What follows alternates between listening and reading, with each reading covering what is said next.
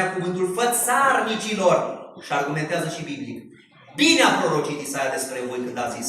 Era o prorocie a lui Isaia, dacă veți uita, în capitolul 29, versetul 13. Noi citim acum versetul 8. Norodul acesta se apropie de mine cu gura și mă cinstește cu buzele, dar inima lui este departe de mine. Și versetul 9. Degeaba mă cinstesc ei învățând ca învățături niște porunci omenești, nu state de Dumnezeu.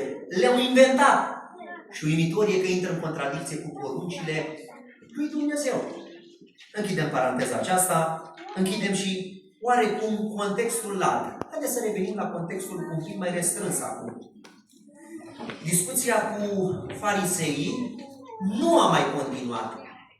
Observăm că Mântuitorul acum de la dialogul cu farisei intră la dialogul cu poporul.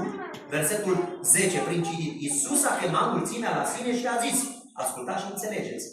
Al doilea dialog, dialogul cu poporul, mulțimea. Aici, ca să argumenteze în favoarea unui principiu, Mântuitorul a trebuit să-i lămurească pe cei care l-ascultau. A zis, uite, vreau să vă dau câteva lămuriri. Ascultați-mă și înțelegeți, spunea Mântuitorul către mulțime. Și versetul 11, Mântuitorul afirmă ceva scandalos în mintea lor. Nu ce intră în gură scurcă pe om. I-au mâncat cu mâinile nespălate.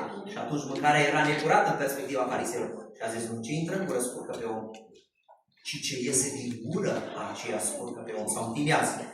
Acum să vedeți ce vreau să vă transmit. Aceasta reprezintă pilda. Asta e pilda.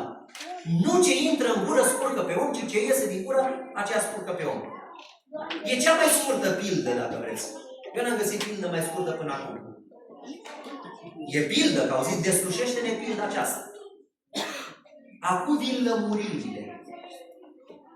Să subliniem și faptul că nu se poate aprecia de ajuns caracterul revoluționar al acestor cuvinte. În cadrul codului levitic, o să vedeți dumneavoastră, ceea ce intra pe gura cuiva îl putea întina. Și Mântuitorul spune, nu ce intră în gură, întinează pe om, spurcă pe om, ci tocmai ce iese din gură, aceea întinează pe om sau spurcă pe om.